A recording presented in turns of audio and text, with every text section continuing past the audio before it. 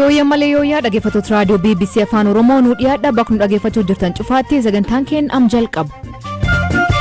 Waraqaan Oromummaa akkamiin kennamaa jechuun namoonni gaafachaa jiru. Osfaanaan deebii kenna.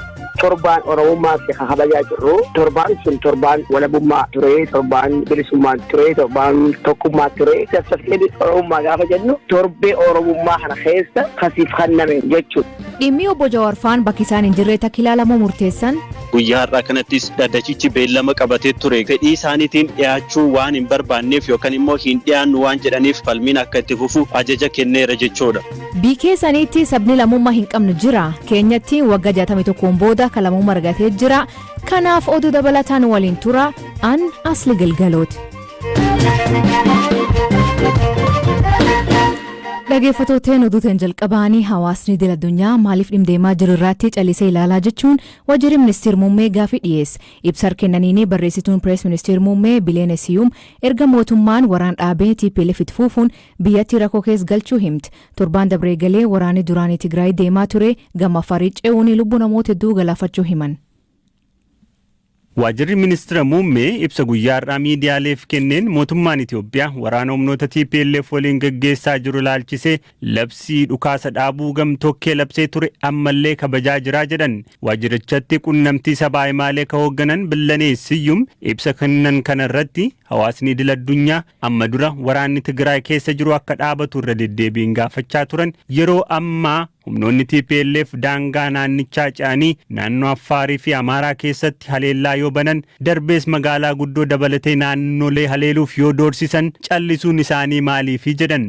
Bileeneen mootummaan humnoonni TPLF daa'imman waraana keessatti hirmaachisaa jiraachuuf ragaalee argachaa akka jirus dubbataniiru. Mootummaa Itoophiyaatti wantoota yaaddessoo ta'an jedhan keessaa tokko haala nageenyaa baqattootni Eertiraa naannoo Tigraay keessa jiran akka ta'es dubbataniiru. Baqattootni Eertiraa 6 ajjeefamaniiru gabaasni jedhu isaan qaqqabu simaniiru.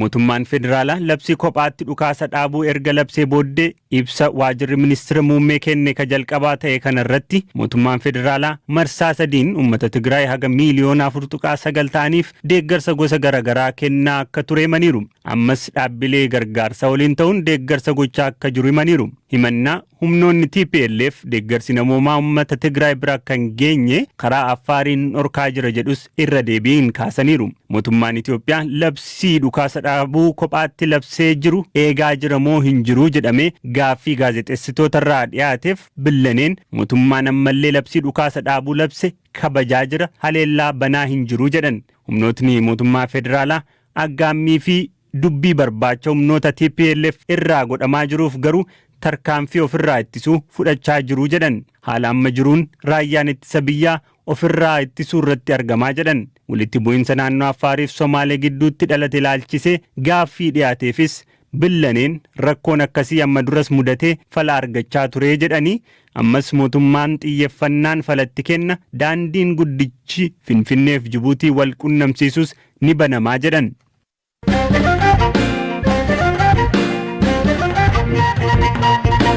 Waldhibdee naannoo Afaarii fi naannoo Somaalee hordofee qacufamee daandiin Jibuutii irra Finfinnee geessu ammallee hin banamne. Sanbata qadabree humnootni naannoo Afaar magaalaa Gabraa'isee uummata nagaa irratti haleellaa raawwachuun rakkoon kun uumame.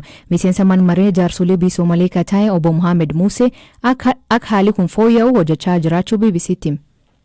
እዚህ አሁን ገርበዒስ ያልሽው ቦታ ቅዳሜ ዕለት ማለት ነው ከፍተኛ ጭፍጨፋ ነው የተፈጠረው። ገርበዒስtti dilbata galgala dhumaatii guddaatu raawwatame. Kanaan kan dheekkaman dargaggoonni qaamoleen yakka gara jabinaa kana raawwatan seera duraa akka dhiyaatan gaafachuuf daandii cufaniiru.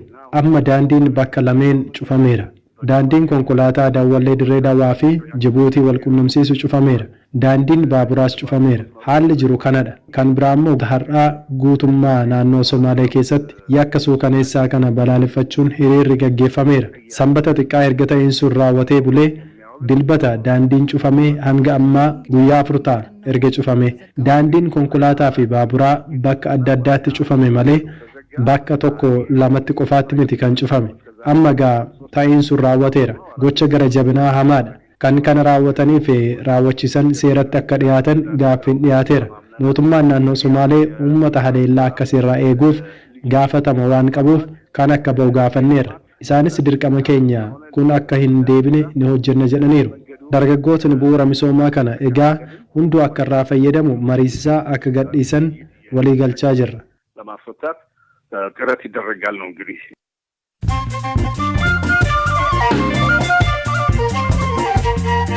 Dhaggeeffattoota oduu gaggabaaboo jalqabaanii abbaan alangaa waliigala federaalaa Jeneraal Tsidiqaan Gabratinsaayee dabalatee qondaaltota waraana olaanoo TPLF 74 irratti mootummaa federaalaa humnaan diiguuf yaalu jechuun yakka shororkeessummaan himate.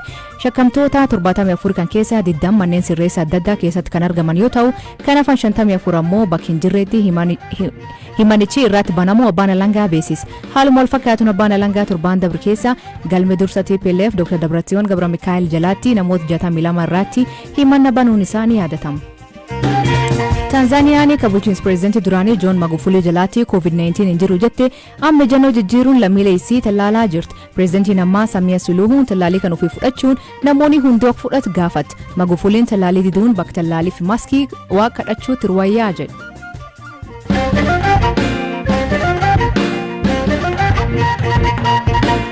Federeeshiniin kubbaa miilaa hawaasa Oromoo Ameerikaa Osfaanan qophii isaa waggaa 25ffaa irratti dubartoota oolmaa oolan jedheen jajabeessuu fi galateeffachuuf waraqaa raagaa kennee tibbanaa dubbii ijoo miidiyaa hawaasaa ta'e. Sagantaa kan irratti namoonni garii waraqaa Oromummaa badhaafamuun miidiyaa hawaasaa irratti maxxansaa turan.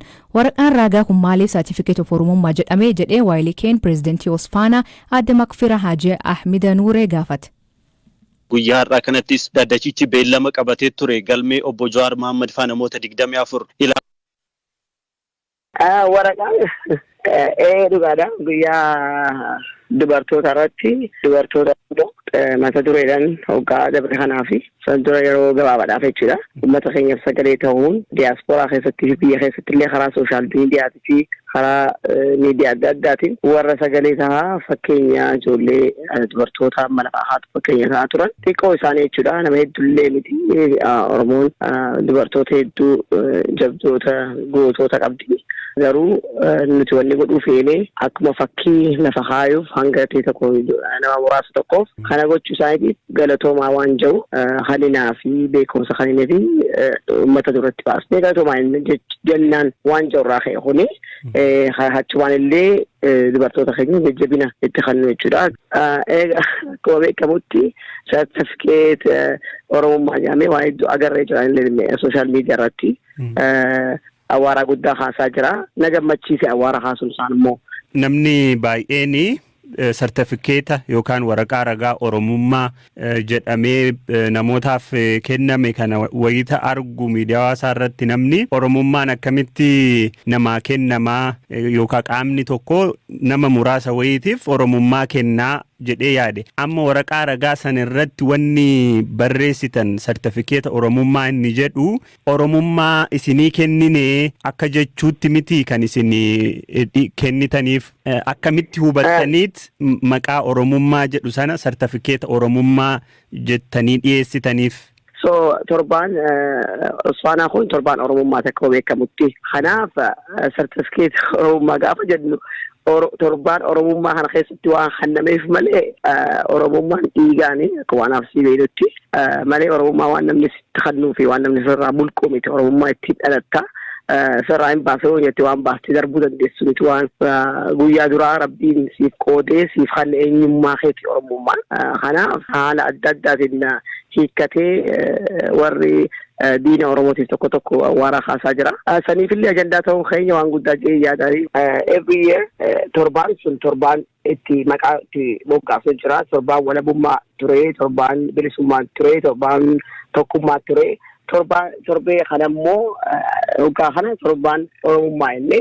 So simply certificate Oromummaa gaafa jennu torbee Oromummaa kana keessa kasiif kenname jechuudha. Yoo namni amma gubbaa ilaalee fiigani malee yoo jala gabbu'ee ilaalee jechaa jira. Beekumsa hojii ati uummata Oromootiif hojjetteef Oromoodhaaf yeroo Oromoo protest goonuu fi waa'ee Oromummaa keenya irratti gaafii dhufte kana irratti duula nurratti baname kana irratti qabsoo nuti goonu san keessatti gahee guddaa taphachuu keetiif galatoomii waan jiru beekumsa si haynee kayyoo kan hin dubbisne namni gubbuma sartifikeet of oromummaa qabu kana ilaalee fiida qabatee fiigaa jechuudha. Amma waan akkaataa namni ittiin miidiyaa hawaasummaa gubbaatti hubate gaafa argitan jecha kanatti fayyadamuun keenya dogoggoradha jecha biraa yookaan hima biraatiin waraqaa ragaa kana kennuu hin dandeenya ture jettanii hin yaadne ergasii. Dhugaatitti uuf akkasillee yaadne wanni takka walii yaadee yoo jiraate yoo uummata koomtiinis godhe meebii sartifikeet of oromummaa wiik sana yoo itti hidhaan silaa namaaf kireefni taa'ee yaadee ture Oromoof jechuudha.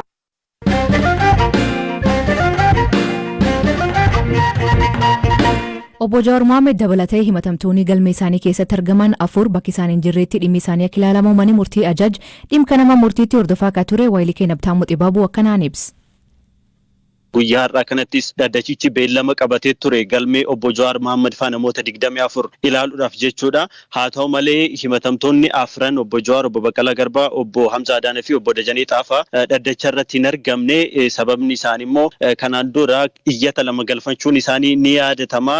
Innis murteen manneen murtii kennan qaama seera raawwachiisuun kabajamaa hin jiru yookaan raawwatamaa hin jiru. Namoonni mana murtiitiin bilisa hidhaman deebi'anii hidhamaati kan isaan jiranii. Kun hanga sirratutti mana murtiitti dhiyaachuu hin barbaannu jechuudhaanis mana murtiitti iyyataniiti kan isaan turanii. Akka fakkeenyattis dhimma obbo Abdii Raggaasaa kaasuudhaan iyyachuun isaanii ni yaadatama. Beellama darbe irratti akkuma yaadatamu manni murtichaa manni sirreessaa Qaallitti akkuma himatamtoota biroo dhaddachatti dhiyeessu isaan afranis yaa dhiyeessu jechuudhaan ajaja kennee ture. Haa ta'u malee manni sirreessaa guyyaa irraa kana jechuudha fedhii isaaniitiin dhiyaachuu waan hin barbaanneef yookaan immoo hin dhiyaannu waan jedhaniif isaan dhiyeessuu hin dandeenye jechuudhaan mana murtiidhaaf barreeffamaan deebii laatee jira jechuudha. Haaluma kanaanis manni murtichaa dhimmi obbo Jawar Mohamaad faa kan namoota afurii jechuudha iddoo isaan hin jirretti akka ilaalamu falmiin akka itti fufu ajaja kenneera jechuudha. Habtaamuu himatamtoonni biroo iyyata galfachuu isaanii dhageenye iyyatni isaanii maali? Eeyyeen himatamtoonni guyyaa irraa dhaddacha irratti argaman akkasumas abukaatoon isaanii dhimmoota garaagaraati kan mana murtichaatiif akka furamaniif kan gaafatan jechuudha. Isaan keessaa inni tokko dhimma bilbila moobaayilaa kan ilaallatudha. Himatamtoonni har'a dhaddacha irratti argaman wayita to'annoo jala oollu yookaan wayita poolisiidhaan qabamnu bilbilli keenya nu harkaa fuudhamee ture poolisii federaalaatiin. Haa ta'u malee hanga ammaatti nuuf hin deebifamne. Haa ta'u malee bilbilichi immoo faayidaarra oolaati kan jiru yookaan banaadha. Feesbuuk illee ittiin fayyadamaa jiru. Kanaafuu namoonni gochaa kana raawwatan dhiyaatanii nuuf yaa gaafatamanii akkasumas immoo meeshaaleen yakka wajjin hidhata hin qabne nuuf yaa deebi'an jechuudhaan mana murtichaa gaafataniitti kan isaan jiranii. Manni murtichaatis dhimma kana yookaan immoo meeshaaleen akkamii kan eenyu akka ta'anii fi harka poolisii kan jiran yakka wajjin kan wal hin qabanne jechuudha. Barreeffamaan akka iyyatanii fi sana booda furmaanni akka itti kennamu manni murtichaa ajaja kenneeti kan jiru. Gama biraatiin immoo galmi obbo Jawar Mohamaad faa keessatti kan argaman himatamaa afuraffaa kan ta'an obbo Guutuu Mul'isaa lakkoofsi herreega isaanii cufamuu isaatiin yookaan immoo akka hin sochoone taasifamuu isaatiin maatiin isaanii beelaaf saaxilamuu isaanii dhaddacha irratti dubbataniiru. Dhimma kanas lakkoofsa herreegaa isaanii fi barreeffamaan akka dhiyeessan manni murtichaa ajaja kenneeti kan jiru. Manni murtichaa gama isaatiin lakkoofsi herreegaa nuti akka cufamu ajajni hin jiru jechuudhaan dubbateera jechuudha. Dhimmi biraa kan obbo Shamsaddiin Xahaa kaasanidha. Isaan keessattuu jimaan gara mana sirreessaatti akka seenuuf mana murtichaa gaafataniiti kan jiranii. Akka fakkeenyaatti Direedawaatti jimaan gara mana sirreessaatti akka seenu ni heeyyamama. Kanaaf anaafis akka seenu naaf yaa heeyyamamu akkasumas haadha warraa wajjin akka wal argu naaf yaa heeyyamamu jechuudhaan mana murtii gaafataniiru. Haa ta'u malee abbootiin seeraa dhimma kanarratti deebii hin laanne. Dhumarratti egaa manni murtichaa keessattuu kanaan dura abbaan alangaa akkaataa ragaaleen isaa itti dhagahaman ilaalchisee iyyata isaa fooyyessee akka dhiyeessu ajajamee iyyata isaatis fooyyessee dhiyeessuun isaa ni yaadatama. Abukaatoowwan yookaan immoo himatamtoonni jechuudha deebii iyyata abbaa alangaa kanarratti qaban gaafa adoolessa 30 bara 2013 deebii isaanii qabatanii akka dhiyaatan beellama kenneera. Dhageeffatooteen sagantaan irraa ganumaan waliin turuu keessaniif ulfaadha isaniin jedha. Mammaasi galgal kanaa gaaf miirii dhaqee miilii dhaqee kan isa isan biraatti maanii koomentii keessatti nu beeksisa. Sagantaa kan qophees Galaana Balaayee gam teknikaatiin Deevis Masaaru kan isaniif dhiyeessan asli galgalooti akboorisaatti akkana nagaa waaqa kee bulaa oraa bulaa deebana hangafamaan dhan bulaa.